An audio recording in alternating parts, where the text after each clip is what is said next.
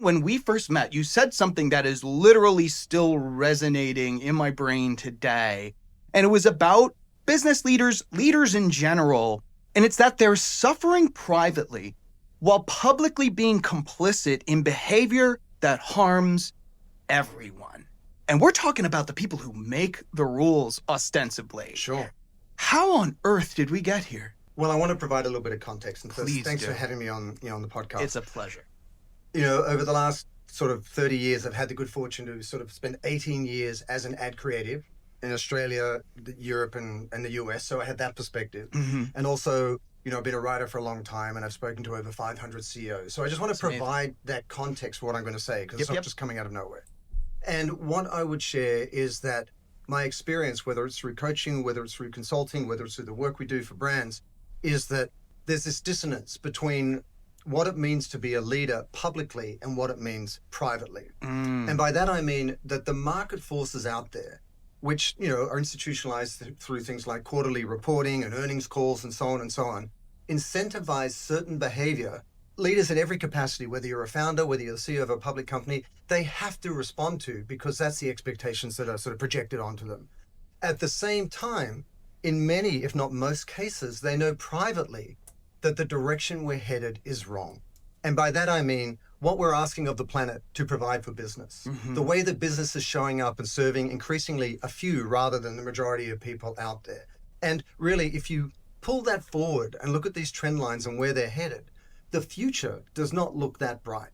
And as somebody who's been a marketer for 30 years, at some point, I decided, we are nicing each other to death. Yes. We are politing our way to oblivion. We are not waking up to the responsibility and opportunity inherent in leadership is to find alignment between who we are personally and how we show up on a daily basis in our functional roles, running a company or being a founder of a startup. And so my experience of that has been, when I get to talk to these CEOs privately, often the case is they know that this is going on. They wish it could be otherwise. And it shows up in moments like this, where you'll have a conversation, whether it's a CEO or a CFO, and they'll say, we need to behave this way because there's economic headwinds, there's downward pressure on the stock price, we've got our earnings call coming up. But, I've got kids at home and I wish things were otherwise. And that's as simple as that dissonance is. Yeah.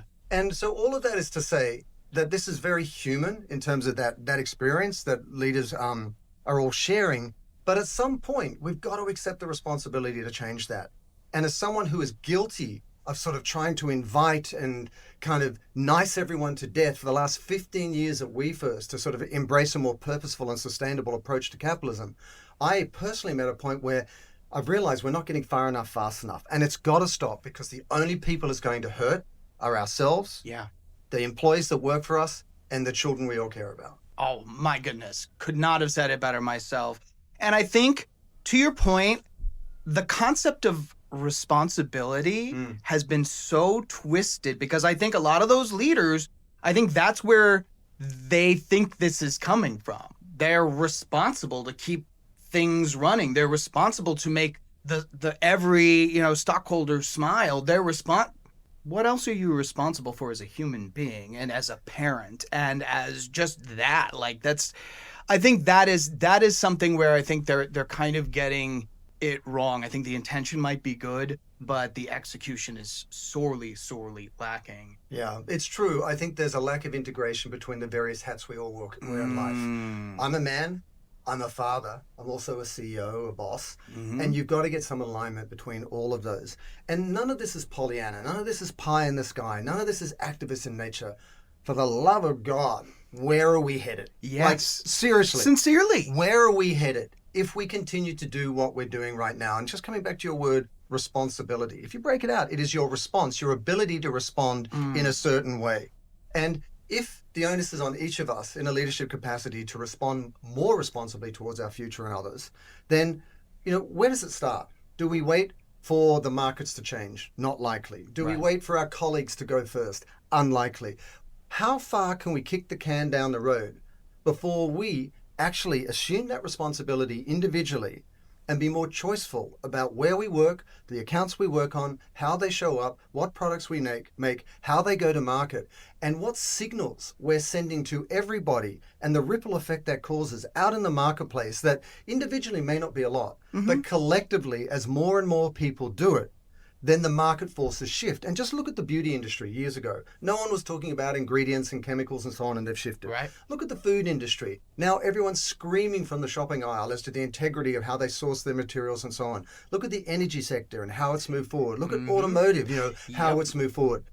20 years ago, none of these things were happening, but a sufficient number of people acted together to create enough momentum for market forces to shift.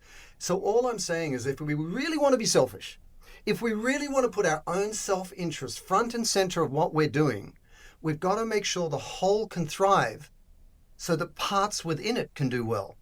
But if only the parts are taking care of themselves at the cost of the whole, what is our future going to look like?